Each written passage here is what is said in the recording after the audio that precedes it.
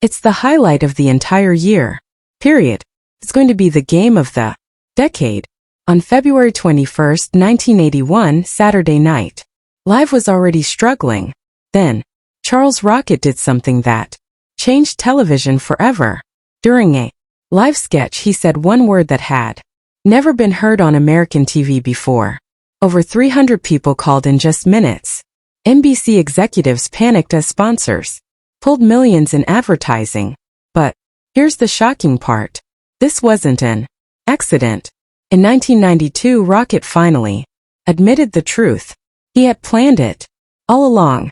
But the real question remains, was it worth destroying everything just to be remembered?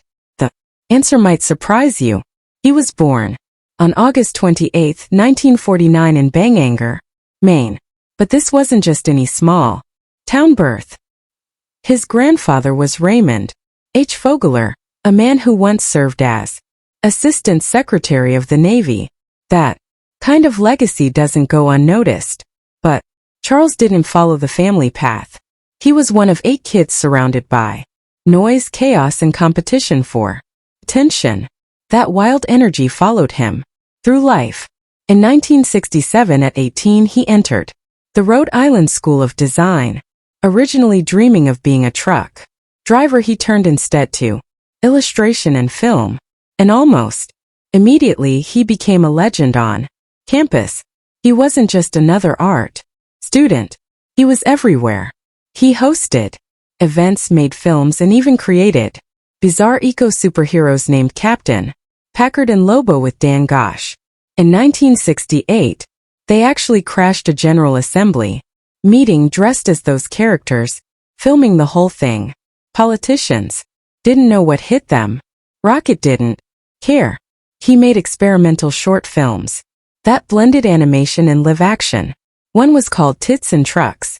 It came out in 1970 and stirred controversy but also admiration. He pushed the boundaries so far that students either loved him or feared where he'd go next. And when it came to music, he didn't just sit on the sidelines. In 1969, he formed a rock band called the Fabulous Motel. He sang. He played accordion. He didn't care if it made sense. What mattered was energy. One night, November 15, 1970, the amps exploded during a show. Flames broke out. People panicked. Bottles flew. 2 bandmates were hurt. Rocket somehow kept playing, dodging debris, squeezing accordion notes into the chaos. Police came. 5 were arrested. But Charles wasn't shaken. That night became part of his legend. While doing all this, he also poured his sarcasm and rage into underground zines. From 1968 to 1971, he drew satirical comics mocking professors, mocking the war, mocking anything that looked like power. In one 1970 cartoon he made school deans look like clowns. The administration hated it. They tried to expel him in 1969 over indecent drawings, but he kept going. He and his friends would sneak around at night, slipping copies of the Zen into dorms and lounges. One time 200 copies were seized. That only added fuel to his fire. He was tapping into the underground press boom that had swept America. Thousands of college students were doing the same thing, but few were doing it like Charles Rocket.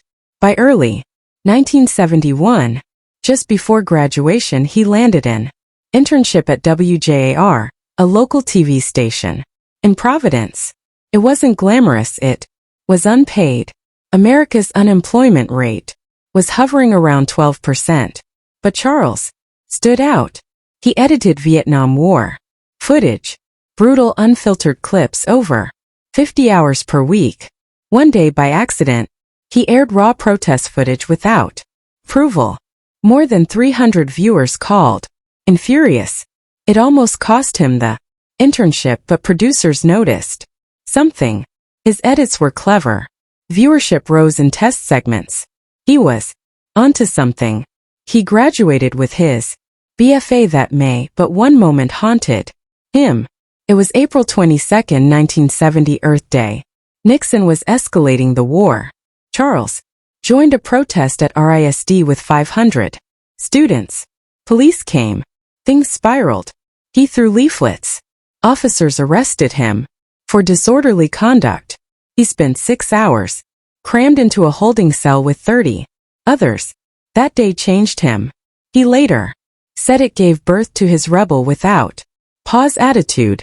It wasn't just about performance anymore. It was personal. Over 4,000 people were arrested in anti-war protests that same month.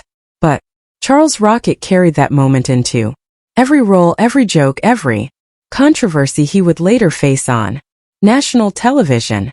In 1972, Charles Rocket married Beth Krellin in a way no one expected. Instead of a church or city hall, they said their vows on the battleship USS Massachusetts with its giant naval guns looming in the background. Family members were stunned. This wasn't the kind of wedding they'd pictured, but for Charles and Beth it matched their wild energy and craving for something different. After that, they packed up and moved to Nashville. It wasn't glamorous. He worked as a production assistant at WTVF-TV under the name Charles Kennedy, pulling long 12-hour shifts for only $12,000 a year. Most days he skipped meals just to keep up.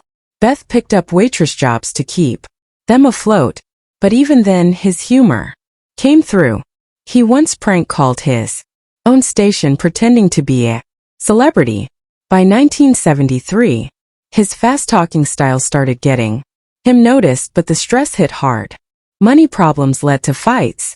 Looking back, Charles admitted that move to Nashville wasn't just about chasing opportunity.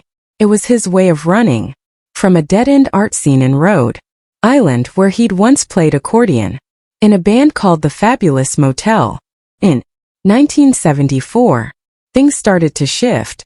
Charles decided to leave his birth name behind and became Charles Rocket. Some coworkers laughed at the name, calling it over the top, but it meant something to him. He wanted his rise to be explosive like a rocket. That same year he moved to Pueblo, Colorado, and finally landed a spot on camera. KOTV hired him as a weatherman, paying him $18,000. What made him different wasn't the forecast, it was how he delivered it. One day he'd wear a cowboy outfit during a dust storm. Another day he'd improvise jokes live on air. It worked. Ratings jumped 15% in 6 months. His height, 6 feet 5 inches, and deep voice made him memorable, but also made some coworkers uneasy. He also started hosting a kids show, The Super Show, where he added funny commentary to old 1950s calories.